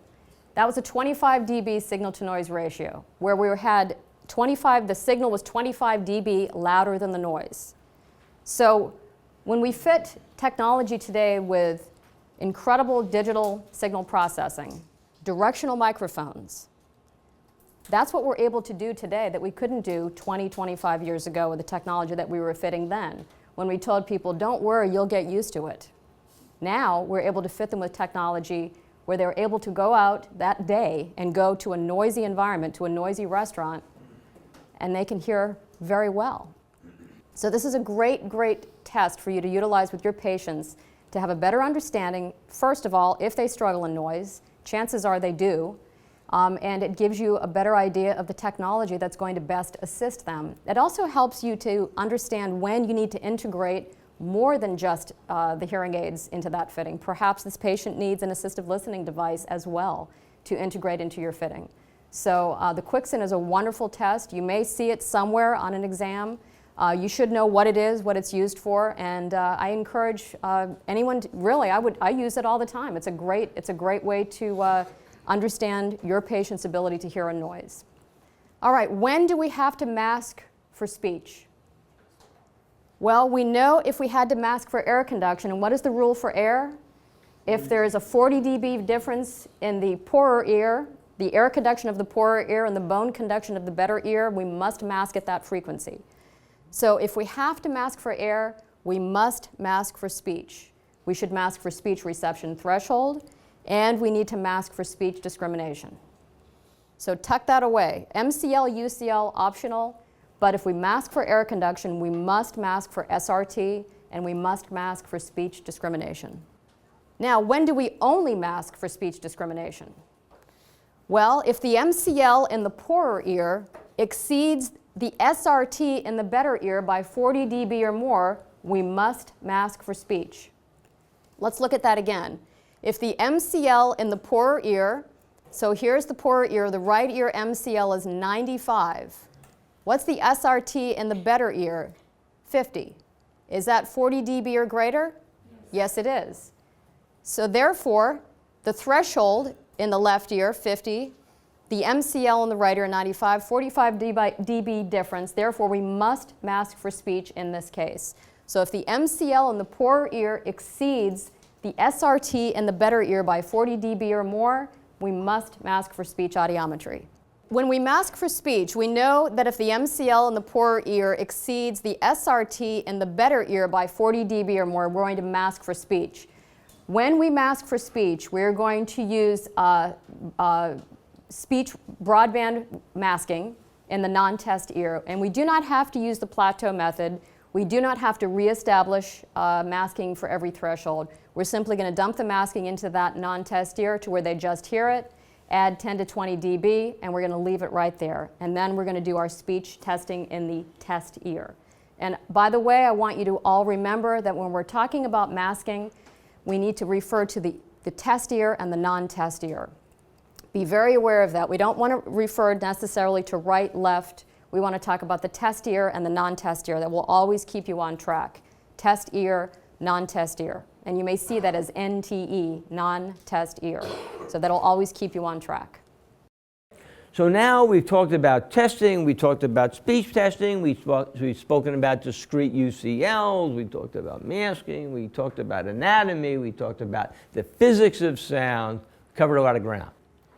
So now we have to decide how are we going to fit this individual. Well, there's a golden rule of thumb. And that is if we are only fitting one hearing aid. And by the way, we should never, ever, ever fit only one hearing instrument or hearing device on an individual that can benefit from wearing two, binaural. In my view, we are being professionally negligent if we have an individual with two aidable ears and we only fit one of those ears. We are being professionally negligent, in my view.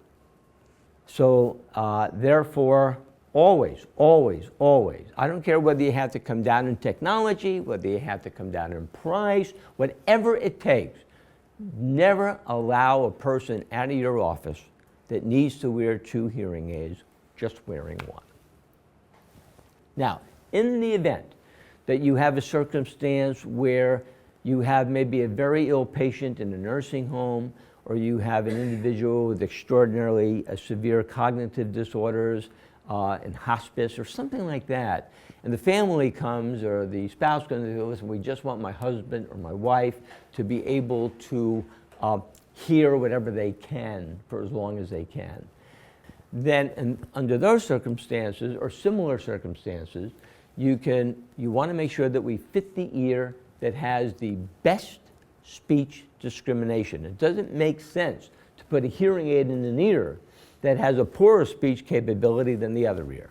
So we always want to fit the ear that has the best speech discrimination. Now, back in the early years, we used to teach that, and I decided to keep this slide in because we didn't have the technology we had back then, but it's still helpful to be aware of. So in this particular case, in illustration, in the audiogram in slide 210, we can see that everything is absolutely perfectly equal here. So therefore, what would be the next step that can determine which ear we would fit? And we always went to the ear that had the widest dynamic range. And like Leanne said, what is the dynamic range? The difference between the UCL, and for speech, the speech UCL and the SRT. The difference between the speech UCL and the SRT would be the dynamic range or the auditory area. With discrete UCLs, it would be the difference at each frequency between the threshold of hearing and the uncomfortable level that you establish during the discrete UCL. That is the dynamic range or the auditory area. So that being the case, and everything was equal, both ears were equal, understanding was equal, in that particular case, we want to put the hearing aid in the ear that's going to have the greater area to amplify within, and therefore the ear with the greater dynamic range. And then, of course, we have to look at the audiogram. All else equal, if we find where the pure tone audiogram illustrates that both ears are better at 60 or better than 60 dB, we always want to put the hearing aid in the poorer ear. But if thresholds in both ears are below 60 dB, during those, within those core thresholds, we always want to fit the better ear. So these are just some rules of thumb. But again, I want to go back to the premise that as hearing healthcare professionals in 2016, with the technology we have, we should never, ever, ever allow a person to walk out of our practice wearing one hearing aid when they should be wearing two, meaning that we have two aidable ears. And we'll talk about what deems an ear aidable and what deems an ear unaidable as we get into our conversation. Now, again, today, professionals coming into the field today, they don't have to worry or compute things. They do it with the click of a mouse. The computers do everything for us. The software does everything for us. The programming software does everything for us. We have prescriptive formulas that we use today that based upon that prescriptive formula that either defaults to the programming software or we have, in some cases, the ability to override that and select the prescriptive formula we want. We'll be talking more about that shortly. Then that gives us a preferred target. But back in the early years, we used to have to determine how much gain we needed in the hearing aid. Whenever we talk about gain in a hearing aid, we're talking about how many decibels we amplify a sound that comes through the microphone. So if a sound comes through the microphone at 40 dB and the gain is set at 20 dB, everyone, what comes out? 60 dB. If a 40 dB sound comes through the mic, the gain set at 20, 20 plus 40 is what? 60. So that is linearity, but that's what gain is. When we talk about gain, we talk about how much the device at a specific area will increase what comes through the microphone. So gain is defined by how much we increase an input signal through the microphone. And I don't know whether it's defined that way, but that's my definition of it. So back in those days, we would take a look at the SRT, for example. We would have an audiogram, and we'd look at the SRT. In this particular case, do you think that we have a PTA right at around 70 dB? Yes or no? We do. We have the PTA is 70 dB. We know that the SRT should agree with the pure tone average. What? Plus or minus, everyone? 10 dB. Exactly right. And we also know that for ski slope losses, the SRT is probably not nearly as useful to us. And so can we all agree, everyone see this dashed line at 15 dB? Yes? All right, I drew that dashed line in there to signify a normal hearing area, normal hearing, or an area of normal hearing. I think we could all agree, for the most part, there's somebody presenting with 15 dB thresholds or 15 dB SRT essentially would have near normal hearing, or their hearing would fall within normal levels. So having that information, simply to determine the gain of a hearing aid, you simply take that 15 dB and subtract it, which is normal hearing, and subtract it from 70, which would be the SRT. And therefore, 15 from 70 is how much, everyone? 55? Therefore, you would need a hearing instrument that had the capability of amplifying everything coming through the microphone, 55 dB, to get them up to this 15 dB area. However, as you look at the audiogram, do you need that much gain in the lows, yes or no? Because the loss is not as great in the lows that it is in the mid and the highs. So obviously, you have to look at the loss configuration, and then that's going to help you determine the frequency response you would need. So back in those days, and I'm going back quite a few years now, what we had are trim pots. Everybody say trim pot. Now trim pots were little screw set controls. We had a jeweler's screwdriver. We put our glasses on, or our magnifiers, and based upon the patient's hearing loss or complaints that we would get from the patient, we'd have a low cut, we'd have a high cut, we'd have a gain control trim pot, we have an output trim pot, we have a threshold knee point trim pot. We had all sorts of trim pots on hearing aids. So you may still see that terminology, trim pot. I want to make sure that you understand exactly what it is. It's basically a control that with a jeweler's screwdriver we can make certain changes and get different responses. Today what we do is we have electronic trim pots, basically, with programming and computerization. So we don't refer to them anymore as trim pots. So one of the rules would be what we call the 15 dB SRT gain rule. Simply knowing that 15 dB is normal hearing, subtract that 15 from the SRT, whatever that is, that's how much gain you want. And then, of course, you want to distribute that gain and set the hearing aid so that it's going to give you the gain you need at each and every one of those frequencies. You could almost do it by looking at the threshold at 50, and then you see you have 15 at 500, 250, so therefore 15 from 50 is about 35 dB a gain. But in reality, you will see that you'll never need to use that much gain, especially when fitting binaurally, because we get that summation, that central effect, and the programming software takes so many different factors into account that generally, even if you see a loss like this, you'll be surprised at how little, how much less gain you would think you would actually need, or they recommend, based upon what you think you would need to get them into that normal area. So that's the 15 dB SRT rule. Now, I happen to have liked this rule back then for for moderately severe to profound losses, because these people needed a lot of power. So I found that to be a very useful rule. Many years ago, I guess back in the 80s, or I'm not sure exactly when this rule was published, but Gary McCandless, who's an iconic figure, educator in the industry, audiologist, very impressive gentleman, came up with what's known as the usable gain rule. And he said, well, we're talking about usable gain, not that 15 dB SRT rule, which I kind of liked for severe loss.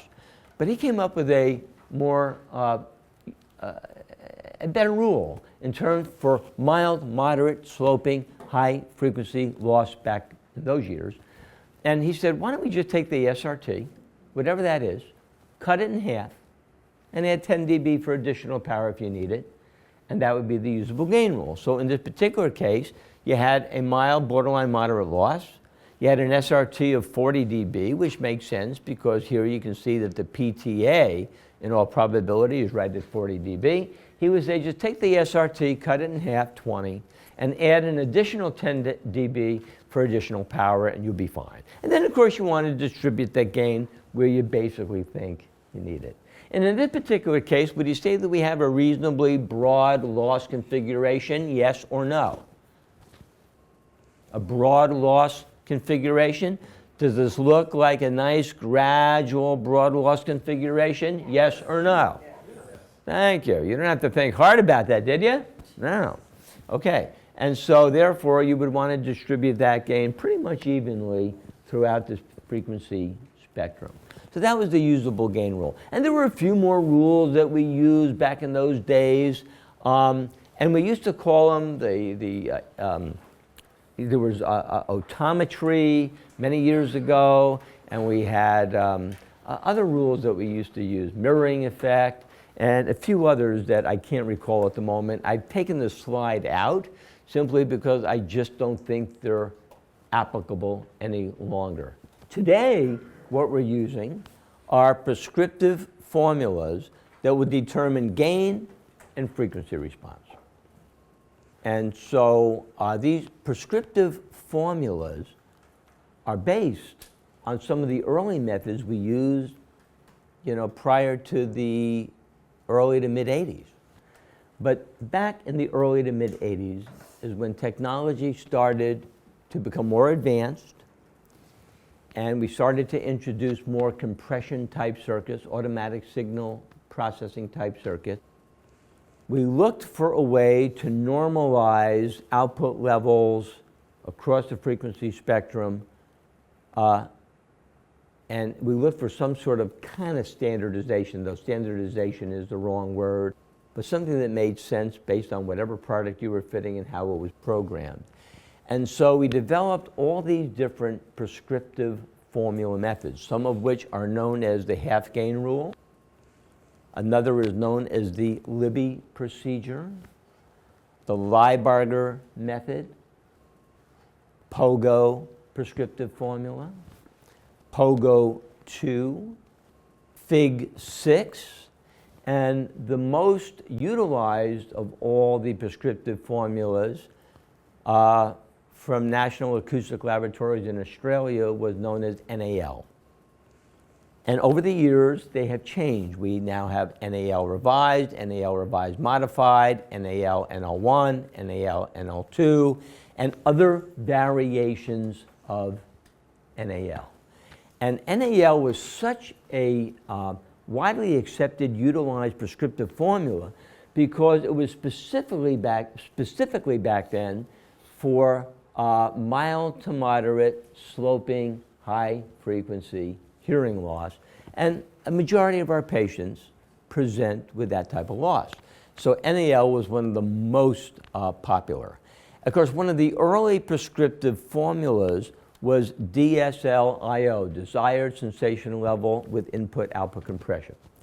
And back in the early days when we didn't have digital technology, we just had maybe digital analog technology, and we'll talk about the difference between analog and digital later on today. The reality is that this prescriptive formula was utilized for children and infants. And so it was a very popular formula back then in the early days of programming, DSL-IO. And it was generally for children and infants that had hearing loss. Now, the IHFF also was a formula which stands for the International Hearing Instrument Fitting Formula, IHAF. This is the formula that we pretty much, in my view, I don't think we're using a lot of, but I wanted to give you the acronym in case you see it on a licensing exam. And this way you'll know exactly what IHAFF stood for, the International Hearing Instrument Fitting Formula. And we'll have another conversation about that later on in the weekend. Now, what's emerging these days are manufacturers are developing their own proprietary prescriptive formulas, which, by the way, are offshoots of everything you see up on this slide, 215. So Beltone may call theirs one thing, Starkey is EStat, Phonak may have one. So you're going to see more and more of this type of thing happening. So, but these are some of the core prescriptive formulas that we need to be most aware of that are not indigenous to just one manufacturer's prescriptive formula.